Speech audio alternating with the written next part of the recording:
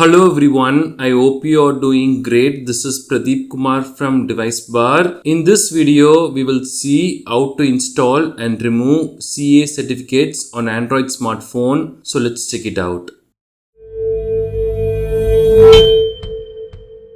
The user interface for doing all this might change in the future. If that happens, please let us know in the comments. We will share the updated steps for this. CA stands for Certificate Authority. This is like a digital pass or ID. We can add one manually to our device. This will be helpful for ad blocking, safe browsing, and even for connecting to work or school Wi-Fi. I am downloading this from NextDNS for demo. You can also download this from other reliable sources. So after downloading the certificate, we can go to settings. Right now we are using OnePlus smartphone. The steps might vary a bit for other brand smartphones, but this is how we will do usually. Here we have to go to security and privacy, and here we have to go to more security and privacy, and here we have to go to credential storage, and then go to install certificates from storage, go to CA certificate. So we have to read all this very important information. If you are okay with this, we can select install anyway.